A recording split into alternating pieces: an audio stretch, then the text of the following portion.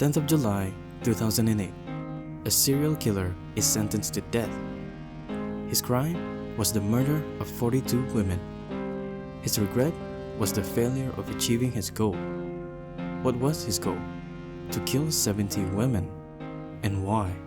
In order to achieve immortality.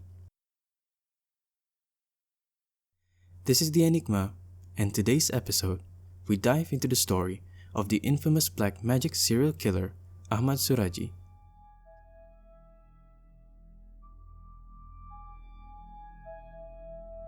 Indonesia, home to the largest Muslim population in the world, of approximately 225 million Muslims. The spread of Islam started in the 14th century by traders from the Middle East.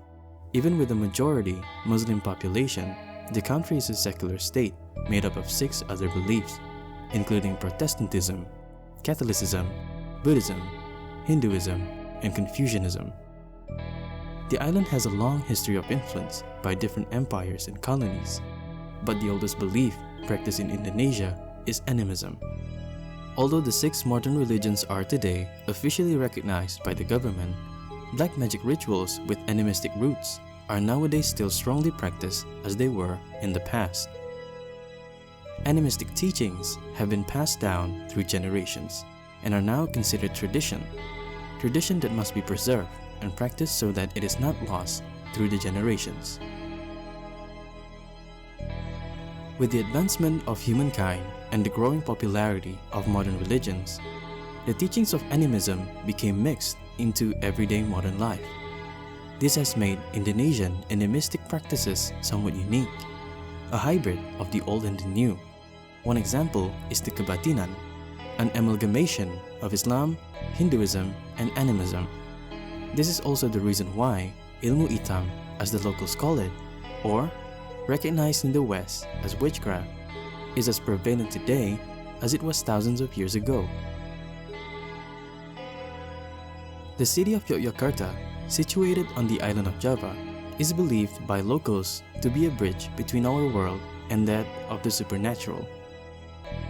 They say that this is the very reason why their sultan lives in the city of Yogyakarta. One site in particular that exudes peculiarity is their marketplace, where black magic artifacts are bought and sold like not everyday amenities. Peculiar items such as the beaks of hornbills and colorful stones and charms that are believed to have protective powers for warding off evil or healing powers for various illnesses. Yanto Sugiyanto claims that despite modernization, he has seen little to no changes in the popularity of the business. He has been a merchant at the black market for over 30 years. Bomos, the word used by the locals to refer to witch doctors, are revered and respected by locals. They are so popular that some even have celebrity status. A career as a bomo is lucrative, where many people ask for their help, especially amongst businessmen and politicians with deep pockets. Their clients are so desperate that money is no issue in fulfilling their wishes. On average, clients would pay $35 per visit, which is considered a lot of money in Indonesia. And as for high-profile clients, they would pay up to thousands of dollars depending on their request. Despite the popularity of the black magic industry, it is still taboo. Indonesia is struggling to cease the practice of witchcraft as it is regarded as heretical practice. Legislation and religious leaders alike have propagated the dangers of using black magic. It is considered blasphemous to practice sorcery in Muslim-majority Indonesia. Amongst the thousands of shamans, there is one that stands out thanks to his gruesome story. This is the story of Ahmad Suradji, the shaman who took it too far in order to gain superhuman powers.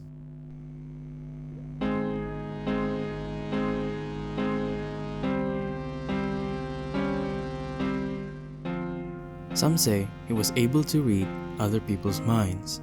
Some say that his power was so overwhelming that his telekinetic ability was so powerful that he was allegedly able to move clouds simply out of his own will.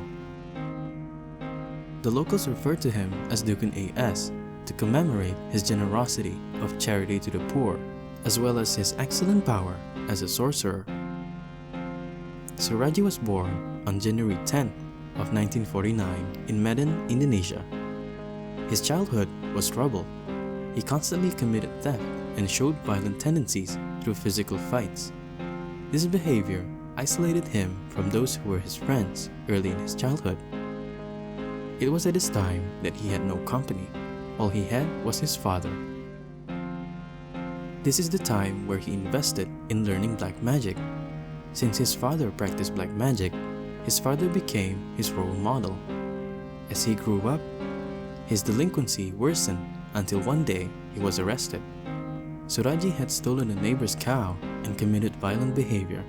He was released at the age of 31. Suradji had 3 wives. All 3 were his sisters. These incestuous marriages, although taboo, received blessings from his mother. Despite his reputation, local villagers trusted him and sought his help than any other sorcerers.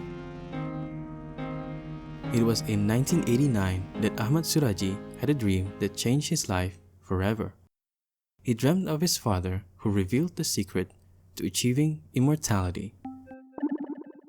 How? By drinking the saliva of 70 young women.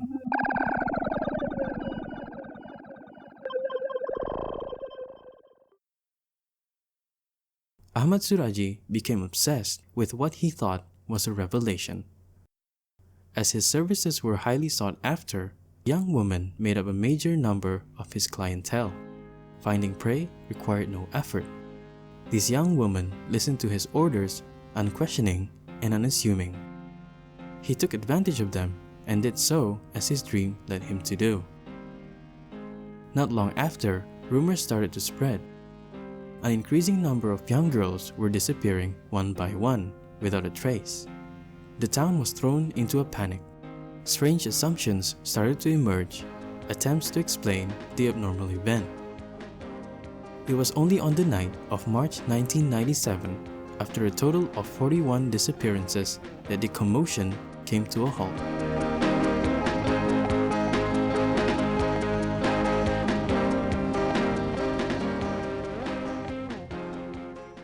A young woman by the name of Sri Kamaladewi left her house in the dark of the night. Sri was 21 years old and lived with her mother and her 2-month-old daughter.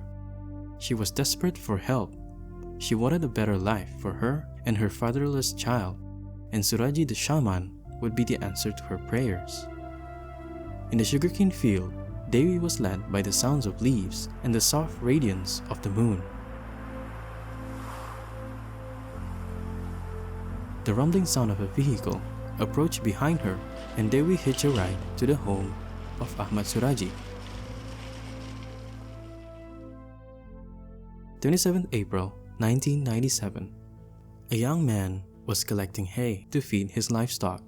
He enters the nearby sugarcane field and finds an unusually fresh pile of debris and dirt.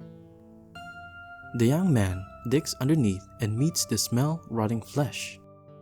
Immediately, he runs to the town chief and to alert him of his finding. The villagers dig, and by midnight, they unearth the naked body of a woman. In a state of decay, it seemed that she had already been buried for a number of days. Police were called to identify the female body. It was the body of Sri Kamaladevi, confirmed by the mother of the victim. Andreas, the driver who had picked her up that night, stepped forward claiming he had dropped her at the address of Ahmad Suradji. The police immediately made the arrest. During the interrogation, Ahmad Suradji, although reluctant at first, slowly revealed his heinous acts. Finally, his admission came. The killing a total of 42 women in the span of 11 years. Following this interrogation, the police started digging near where Devi's body was found. An excavator was used to speed up the process. Fragments of skulls and bones were found. The bodies were far too decomposed, making it impossible to identify the owners.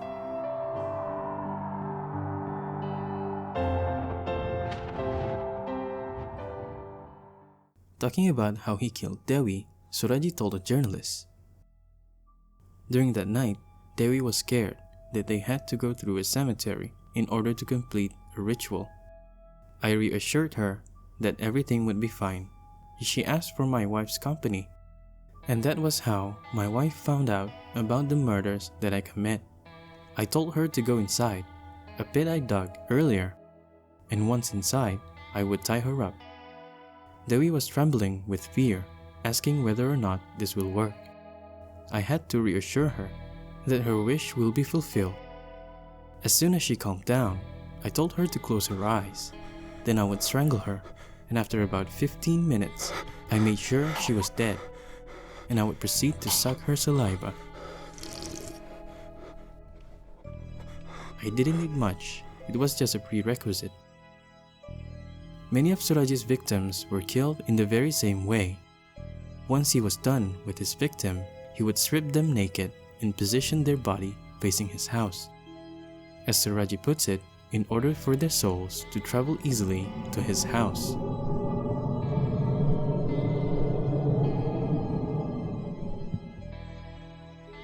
On the 10th of July, 2008, nearly 10 years after his death sentence was given, Ahmad Suradji was killed by gunshot to the chest by a firing squad.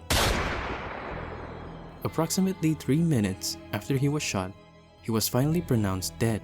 An autopsy was carried out to confirm his death, and his body was taken to his hometown for burial. However, many protested, especially Dewi's family, as he is allowed to be buried amongst his 42 victims. His body was relocated close to the home of his parents. This too was also protested by many, even when he was relocated to a Muslim cemetery. After several relocations, he was finally buried 50 kilometers away from his hometown. If you like this video, make sure to hit subscribe, turn on your notification bell. If you have any horror stories you'd like to share with me, email us at theenigma@gmail.com. Thank you for watching.